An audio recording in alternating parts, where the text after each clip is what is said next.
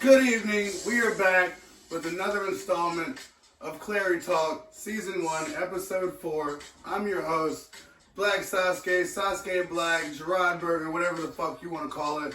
And you know who I'm here with? I'm here with C. Fergs, Ricky Ray. And we are back with another exciting episode for you guys.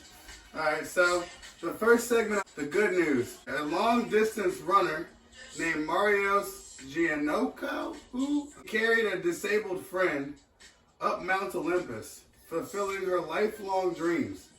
And Marios is 28, his friend, she's 22. But, well, I mean, it took him 10 hours of climbing, and the summit was 2,918 feet. Wow. And he's completed it 50 times, but he said the 51st time, which is the time that he completed it with his friend, on his back. And now, mind you, she was in like a sling on his back. He carried her up the mountain. Like, he's done it 50 times. Oh, wow. And, I mean, he's raced across Antarctica. He is, I mean, an avid athlete. Like, I mean, he is really good. Like, he's really about it. He carried her to the top of Peak Myticus, which is the peak of the mountain of the gods. So, I mean, it's up there. It's up there, y'all. It's really up there. I just think that's amazing. Like, you know, people don't really do that anymore. Like, so, I mean, he fulfilled her lifelong dream by carrying her up this mountain. Like, and she's disabled. Like, she's a disabled biology student. But they met, and she had told him her dream, and, you know, him, I've done it 50 times. He was like, what's one more time? It's slight work for him. Right? So shout out to him. At 22 years old and you disabled, climbing a mountain is not something that you're going to be able to do. You know what I'm saying? Realistically, that's not something you can be able to do. And that's something she was able to do. Right. You know what I'm saying? With the help of, you know, bruh. Like, right. You know what I'm saying? And they just conveniently ran into each other. Like, you know. Well, they had met, and he was talking about all the things that he had done and all the accomplishments that he had, you know, and she had mentioned to him, and he was like, well, you know what? I'm doing this. Like, I'm on it. Like, and you said he had done it 50 times. He's done it 50 times. 51 was the time that counted for him. Yeah, the counted most. And his quote was, "There is nothing more real than the dream." Now, I mean, I really like that. Like, that's awesome. Yeah. Because, I mean, that's some real shit. I mean, she was dreaming, like, you know what I'm saying? She had a dream that, you know, she would climb a mountain. And, like, at that point, it is a dream because we said it's not really realistic. I'd say I'm glad that he's like paying it forward, you know, like he's just trying to help somebody out. A task that she's wanting to do like for a while now, you know. Right. Was she always disabled? Was it like was she going that way? Or? The articles that I looked at didn't go much into hers, like much into her side of the story. Right. I could have probably dug deeper and found something, but I figured that was probably as far as I really needed to go. I mean, I'm not exactly quite sure, but yeah, it said something about her mobility. So that's the real reason. But I mean, this man. Yeah, I mean, the mobility is something you need. Yeah, mobility is something that you do need to climb a mountain. So yeah. Shout out to him. Appreciate you, bro. Appreciate you, bro. You get the golden star for the day for that one. Helping people make their dreams come true. I mean, that's just like I said. That's an heroic. Like they compared him to one of Atlas, who apparently brought one of a wounded friend or whatever to Mount Olympus. And that's what they're basically saying. They're basically comparing him real life. Yeah, real life type of Atlas, situation. Yeah. So that's really, really cool. You know, that was really awesome. Hella cool. That is. All right, moving on. All right, interesting news. All right, now this one's kind of perplexing for me because the UK has just started doing they just had their first socially distanced concert, April 11th, for Sam Fender. I mean, it was 500 pods, and they're socially distanced, and you can order food and drink inside of the pod.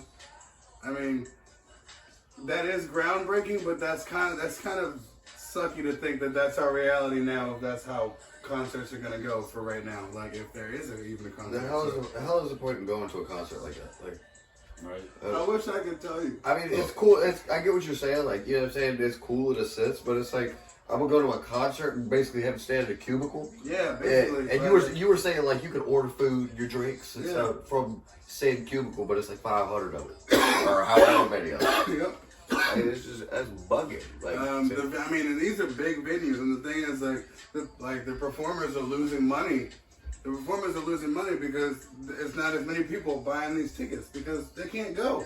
I think it said it was only 10% of the venue's full capacity, and the venue holds like fucking like I can't even. It's wild.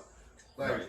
and it's just literally like a small percentage enough to get people in there, and still be socially distanced away from the performer, and you get food and drinks, and I think you get. I'm pretty sure they're doing alcoholic beverages. The pictures that I saw, there were some shots and drinks and beers and whatever. But You know what that makes me think it of? just kind of takes the life out of it. What do you think, Cam?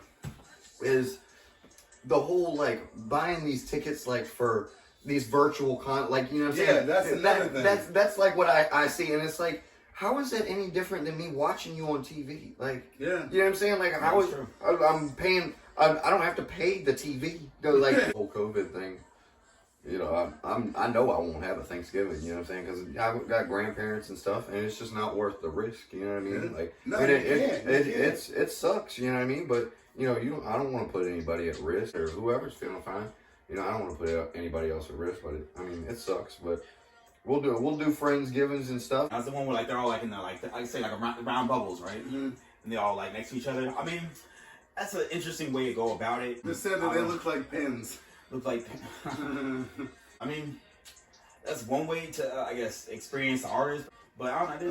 It's kind of doing a lot, you know. They're just kind of doing a lot. I guess kudos to like them being able to organize that whole thing, and I mean, I know they couldn't get autographs, but I mean, shit. Definitely got to be more expensive for whoever's setting up that stadium. You know what I'm saying? Like to be able to enclose all those little spots, like that's definitely got to cost you much more money than an open field. You know what I'm saying? The thing is, like the celebrity, like the person doing it is they're still losing a lot of. Well, I mean, they're happy to do it because it's something, you know. If you book a tour, you got a bunch of shows, you got a bunch of gigs to play. You go from all of them to not any at all anymore. That kind of change probably hurts your pocket a little bit, right?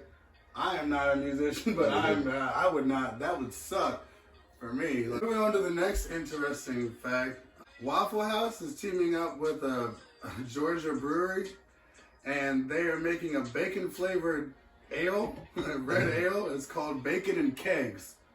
Bacon kegs. Bacon and Kegs. Yes, it's in Georgia. It's Greensboro, Georgia. Eggs. Huh. Yeah, They that's did it on purpose. They did that shit on purpose. They did. They really did. So that'll be going on sale. I think it's December 18th, 2020. Okay. I don't know. Coming out this holiday.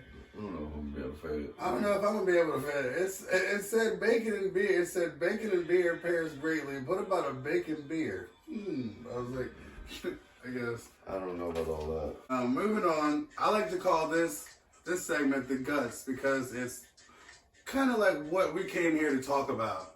First subject is ultimatums.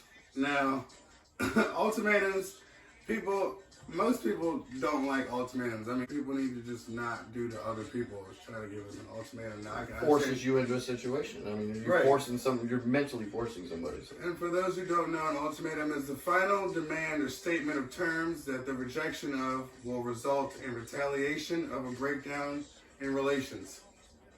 What do you think about ultimatums? Ultimatum. I mean, I know personally that ultimatums never lead to anything good. You know, I'm sure I've put people in ultimatums, and I know that people have tried to put me in ultimatums. And anytime it happens, you know what I'm saying? Like you saying like, well, you gonna do this or I'm gonna do this. Like, what you talking about? Like you not about, you know what I'm saying? Like, so I automatically I get defensive. Yeah. You're never gonna get a real good result unless. Very, very, very true. Ray, yeah. What do you think about ultimatums? I mean, when it comes to ultimatums, you know, definitely, I guess I'm gonna put in like relationship wise too. Like, I mean, it's not good to have that in any type of relationship because then it's like it kind of messes like authenticity, you know? It just like you just don't get the truth if you just kind of like, you know, hold a knife up to them, you know, like you want. Yeah, you know, absolutely. Like forcing somebody in a trap, you know, like forcing somebody. Yeah, that's absolutely. You push me into a corner, then I am gonna act out. Yeah. Absolutely. Can act out, so. Oh yeah, I don't know. Like I said, I dated a person who put me in a position like this before. She told me that it was either I had to quit smoking or it was gonna be her. And well, for those of y'all that know me, she's no longer with me. So And he's still, you were like, you ain't gonna tell me how to live. You know what I'm saying? Nah, you're not about to do me like that. I'm just not that person. Like, even I'm usually cool, like, for real, like, but, like, you put me in a place where I don't want to be, I'm gonna let you know that you got me fucked up. Like, you don't even have to worry about that. Like, I'm gonna tell you. Like, If you do not fix this, then I'm gonna be done with you. Like, that's different. Yeah, you know what I'm saying? That's totally different totally. because you've been given your opportunities. They're looking out for your better good. Right. They're looking out for You know the what I'm saying? better So of you. Now, but on the other hand, telling me something that I can't do before whatever relation we had, now I can no longer do Right. while with you or after you is completely out the door. I get Like, you. Yep. you know, like, this is kind of how Look, it really is. struck a nerve. Look. No, Struck a nerve. not even. No, moving forward. All right, the next one I want to talk about is an enabler, because enablers are they're not good people, and a lot of them. There's a whole lot of them. So, but as an enabler is a person who encourages or enables negative self-destructive behavior. Ken, what can you tell me about enablers? Well, I mean, I'm always preaching about being like around positive people. If you're around positive people, you can catch positive vibes. And an enabler, I feel like, is not a positive. They're trying to get you to do the wrong shit. You know what I'm saying? An enabler is going to get you in nothing but trouble. Right. You know what I'm saying? That type of shit. That's just a vibe I'm not fucking with. You know what I'm saying? When it comes to enabler, like it does suck. Like sometimes you don't even gotta actually like encourage bad situations. You can just be there and not stopping bad situations. You know that something bad is gonna happen, and then you're watching it. You're watching it happen. You're an enabler too. Yeah, You know, yeah, that's part of it. Yeah. No enabler too. You know, so I like that. Absolutely. You know, at least that's my definition. Watch out for those, because there's a bunch of. So, the next thing I want to talk about is boundaries. I'm not talking about relationship, emotional, or physical boundaries, because those are the types of boundaries. For you guys that did not know that, I'm talking about personal boundaries. Personal boundaries being to basically sum it up, somebody's got you fucked up. Right. Somebody's got you fucked up. And, like, what do you do?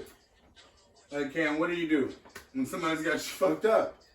That's what I call it. I mean, y'all know that I'm always very vocal when it comes to like I'm gonna let y'all have always said me and Ray are always gonna be the ones to let you know how we feel. This is very you know true. what I'm saying? Like you're gonna know how everybody in the room gonna feel the energy we giving off. You know what I'm saying? So if you done crossed the boundary, that might be what you getting. You know what I'm saying? You gonna be like, bro, like. You know what I'm saying? You keep putting your hand on me or something. I don't know you, bro. Like, and that's the biggest thing. It's like, don't touch people me. touchers. Just don't touch. You just see people and you touch people. That's weird. That's what I'm thinking of. So you can trigger me with some boundaries. And, you know what I'm saying? You're touching my hair. All right, Ray. Boundaries. Yeah, boundaries. Boundaries. That's a very important thing. You know, everybody needs personal boundaries. You know, you can't be up on nobody. You just can't be, touching anybody you fucking want. There's some people that feel they need to touch you while they talking to you. But no, we're not gonna get into that. Like I said, people need personal boundaries. You know what I'm saying? People just need to know you just can't be touching anybody you want, man. Like, Enough is enough. For real. Stop. I feel it. Listen when people are saying stop. Like they're saying stop for a reason. And no matter who you are, race, gender, religion, don't matter about none of that. You just gotta remember that nobody should be touched the way they don't want to be touched. You know what I'm saying? That's real shit. Like, yeah. Absolutely. Yeah, I mean, I totally feel that. Like, I mean, I got personal boundaries myself. Like, no, if I can touch my hair, like, absolutely not. Like, no. Like, no. Like, no. Like, why would you? Yeah, I just don't understand. So. goofy ass. Right. Right. But, no, so that was I did like the boundaries, so that was one thing I wanted to talk to you about. Honestly, that's basically everything I had to talk about today. And Jaja couldn't be here, so Jaja, we miss you. We miss you, bro. You'll be on the next one. Hopefully we'll catch you on the next one. Right, and this is the Clareyboyz, Clarey Talk, signing off. And you guys have a good night. We out. Clareyboyz.